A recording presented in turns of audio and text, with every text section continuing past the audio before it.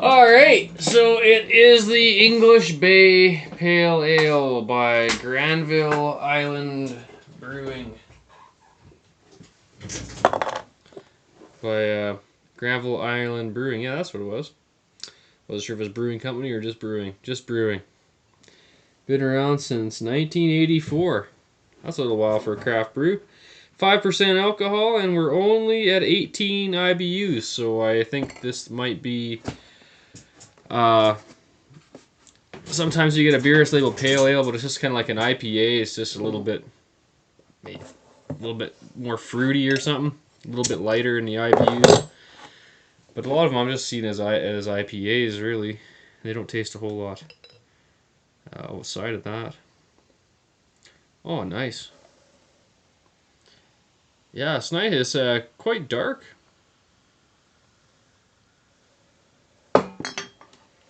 Okay, so we got a very dissipating head. Getting some slight fruity citrus type aromas out of there, but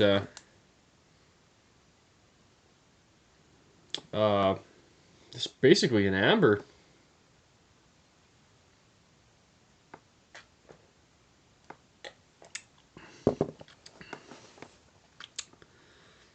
It's got that nice nutty finish. You're pretty much getting out of an amber. I basically just put this into an amber category. I don't know if I'd... I mean, it is technically a pale ale. It's not, I guess, but I would just... I see these, I just think of them as reds.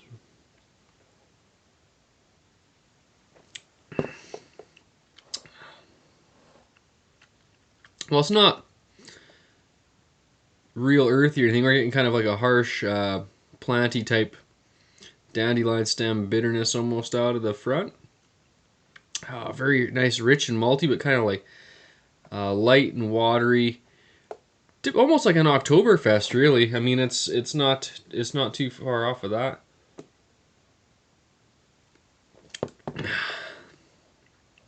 Soft ale, kind of sweet and soft in the back and the finish. Yeah, it's just a red ale. Pretty straightforward. The head's pretty much gone. I guess looking lace a little bit, but I didn't like the way the head looked like there. It's pretty static. It's a little bit of a scum resin on the top left. We'll zoom in on that. So basically, not a whole lot going on for head there. Of course, at 18 IBUs, there probably isn't a whole lot of hops in here.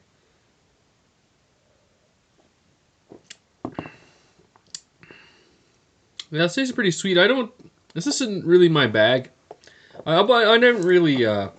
It's not it's not like the worst beer or anything, but it's not.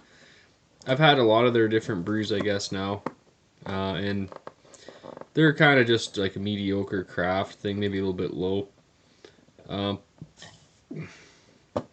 Like this is definitely drinkable and stuff, but I'm not really enjoying the aftertaste. Lack of head performance. It's pretty high in the carbonation.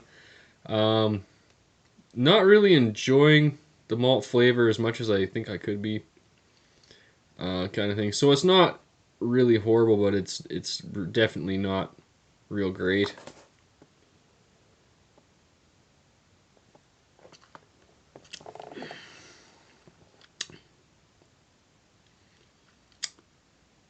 Yeah, it tastes okay, I guess, but yeah.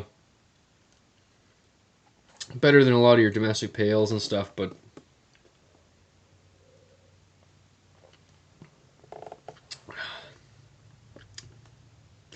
kind of a strange finish to it that I'm kind of not liking that much. It's kind of it's like it's not balanced. I guess the finish, I guess, is what I'm trying to say. Like the malt's a little bit sweet, and there's not enough like. Personally, I would be searching for like a slightly earthier hop to kind of match that malt, or some kind of bittering hop to kind of catch up, or use a different malt if you want to use these hops, or if you want to have a low hoppage.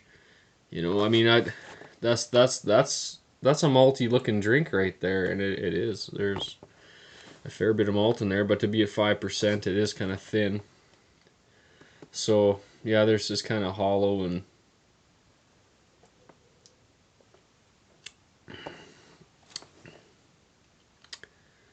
yeah, it's just not doing it for me. But I think well, it's gonna be a tough one to rate.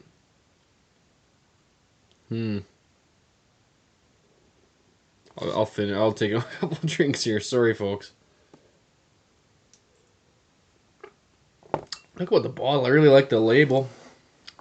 The Inukshuk or whatever that is. English Bay. Yeah, now that I'm finishing, I'm really not liking that aftertaste. And for me, that's a big thing. I can put up with a lot of shit, but when a beer's got a pretty bad aftertaste, and I'm kind of, yeah. I would say it's 6 3/4 out of 11. It's definitely drinkable. It's not in my realm of horrid yet, but it's getting close. I think and it's typical. Like the Kitsilano cream ale wasn't like that horrible, but it wasn't all that spectacular either. But I'd rather drink the Kitsilano cream ale than this one. And then to get an amber beer when it says pale ale on there. I mean, I don't know. That's a little bit weird. I mean, maybe it's still categorically pale. Maybe I'm not sure on how they categorize every style of beer, but it's an amber ale that's leaving a really gross tangy tart aftertaste in my mouth, which I'm really not a fan of. I want something rich, hearty, and with a clean finish that's not going to leave that kind of shit behind.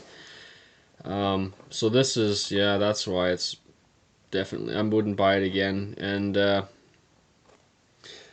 got another beer here, and hopefully it's a little bit better, because I just opened a Hubworks Organic Lager, and it wasn't carbonated, and it was actually rancid inside. So I'm gonna go, and so I'm not having the greatest beer night tonight. So that's why I'm kind of, you know, I don't know what the word is. I'm just like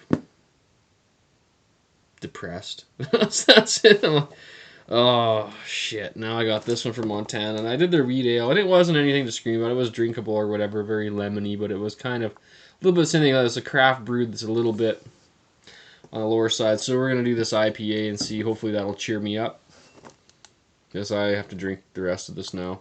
Beerzerker, and I'm out. Yeah.